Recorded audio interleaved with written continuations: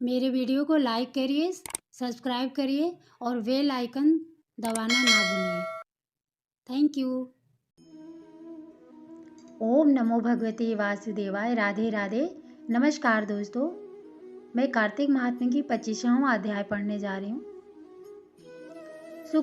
शुक्राचार्य जी कहने लगे कि हे राजा बलि, विष्णु तुम्हारा राज्य लेने के लिए अदिति के गर्भ से जन्म लेकर वही तुम्हारे यज्ञ में आए हैं, सो तुम इनको कुछ भी मत देना।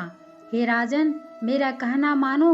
नीति शास्त्र का कहना है कि अपनी बुद्धि से गुरु की बुद्धि अधिक लाभदायक होती है। तब बलि कहने लगे कि हे गुरुजी, आप मुझे अधर्म की शिक्षा क्यों देते हैं? घर पर आए हुए याचक को दान न देना राजा के लिए अत्यंत अधर्म की बात मानी जाती है, और यदि स्वयं विष्णु भगवान की याचक बनकर आए हैं तो इसके बराबर मेरे लिए सौभाग्य की बात और क्या हो सकती है। मैं जितने भी यज्ञ करता हूँ केवल विष्णु की प्रसन्नता के लिए तो करता हूँ। ये तो यह बटुक जो भी मुझसे मांगेगा मैं अवश्य इसको दान दूंगा। इतने में ही वामन भगवान राजा बलि के यज्ञ मंडप में आ गए। तब बलि ने अर्घ्यादि देकर उनका यथोचित आदर सत्कार किया, फिर हाथ जोड़कर खड़ा हो गया और कहने लगा कि हे नाथ, मैं कृतार्थ हो गया जो आज आपने यहाँ आकर दर्शन दिए। अब आज्ञा कीजिए, मैं आपकी क्या सेवा करूं? मैं तो आपका सेवक हूँ। भगवान कहने लगे, हे राजन, हमको तप करने के लिए 3 पग पृथ्वी चाहिए। राजा बलि हंसकर कहने लगे कि हे बटुक, तुमने यह क्या मांगा? कुछ धन, ग्राम या कोई शहर मांगा होता। तो वामन जी कहने लगे कि हे दैत्यराज, मुझको किसी प्रकार का लोभ नहीं है। मुझे तो इतनी भूमि चाहिए जिससे मेरा कार्य हो जाए। हे राजन, पृथ्वी का दान करना राजा का परम धर्म है। भूमि दान करने वाला जन्म मृत्यु से मुक्त होकर विष्णु को परम पद को प्राप्त हो जाता है।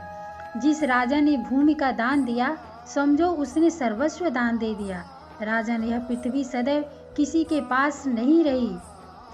मानधाता जैसे सारी पृथ्वी के भोगने वाले राजा आज वहाँ हैं। चंचल लक्ष्मी से जो अपना मार्ग सुधारते हैं वे धन्य हैं। अधिक क्या कहें, भूमि दान से उत्तम दान कोई हुआ है और न ही होगा। अब मैं तुमसे पूर्व काल का एक इतिहास कहता हूँ। पहले ब्रह्मा कल्प में भद्रमती नाम का एक ब्राह्मण था। उसके श्रुता, सिंध, यशोमती, शोभा, कामनी, मालिनी नाम की 6 स्त्रियां तथा अनेक पुत्र थे। अतः वह और उसकी संतान भूख से अति दुखित हो गए। इस दरिद्रता के कारण वह स्वयं को धिक्कारने लगा। फिर वह अपने कुटुंब सहित कौशाम्बी नाम की नगरी में चला गया। वहां जाकर भद्रमती ने सुघोष नाम के एक धनी ब्राह्मण से 5 पग भूमि मांगी, तो उसने भूमि दे दी।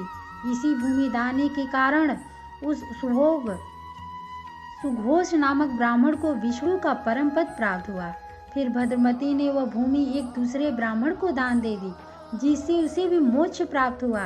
इस कारण हे राजन, हमें 3 पग भूमि दो, जिससे हम भी मोक्ष का साधन प्राप्त करें।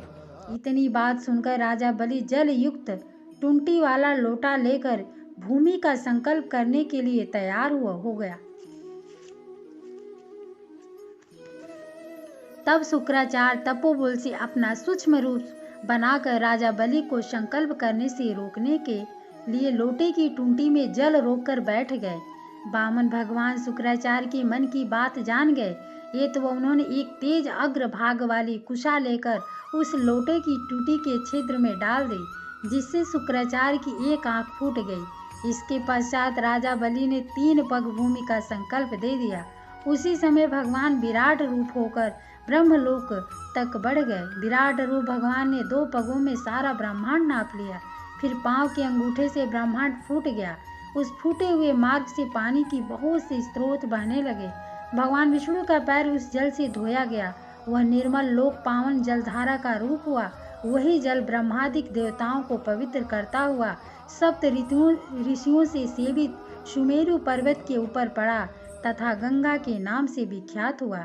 इस दृश्य को देखकर ब्रह्मादिक सब देवता और ऋषि बोले, ऋषि मुनि स्तुति करने लगे कि हे सबके स्वामी अनंत मूर्ति, आपको नमस्कार है। इस प्रकार स्तुति सुनकर भगवान ने सब देवताओं को उनका अपना अपना स्थान दे दिया और बलि को रसातल में भेजते हुए उसको वरदान दे दिया कि अग्नि में बिना मंत्र के जो हवन किया जाता है